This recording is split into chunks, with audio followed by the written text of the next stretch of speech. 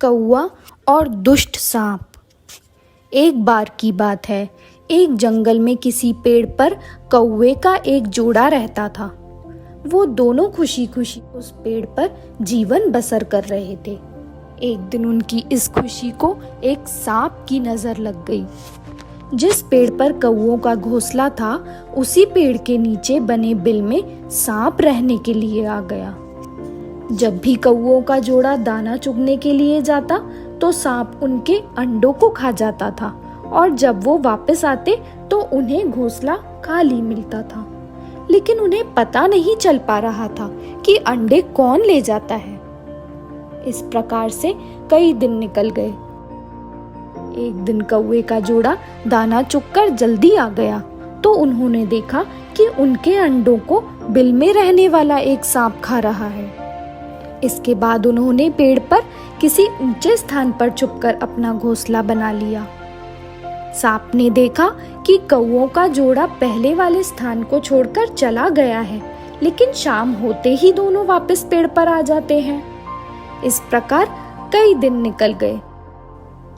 कौवों के अंडे से बच्चे निकल आए और वो बड़े होने लगे।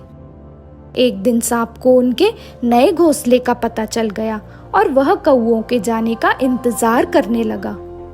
जैसे ही कौवे घोंसला छोड़कर गए, सांप उनके घोंसले की ओर बढ़ने लगा। लेकिन किसी कारण से कौवों का जोड़ा वापस पेड़ की ओर लौटने लगा। उन्होंने दूर से ही सांप को उनके घोंसले की ओर जाते देख लिया और जल्दी से वहां पहुंचकर अपने बच्चों को पेड़ की ओट में छुपा दिया। सांप ने देखा कि घोंसला खाली है तो वह कौवों की चाल समझ गया और वापस बिल में जाकर सही मौके का इंतजार करने लगा। इसी बीच कौवे ने सांप से पीछा छुड़ाने के लिए एक योजना बनाई। कौवा उड़कर जंगल के बाहर बने एक राज्य में चला गया। वहां एक सुंदर सा महल था। महल में राजकुमारी अपनी सहेलियों के साथ खेल रही थी। कौवा उसके गले में से मोतियों का हार लेकर उड़ गया। सभी ने शोर मचाया तो पहरेदार हार लेने के लिए कौवे का पीछा करने लगा। कौवे ने जंगल में पहुंचकर हार को सांप के बिल में डाल दी, जिसे पीछा कर रहे सैनिकों ने देख लिया। जैसे ही सैनिकों ने हार निकालने के लिए बिल में हाथ डाला तो सांप फुंकारता हुआ बाहर निकल आया। सांप को देखकर सैनिकों ने तलवार से उस पर हमला कर दिया, जिससे सांप घायल हो गया और अपनी जान बचाकर वहां से भाग गया।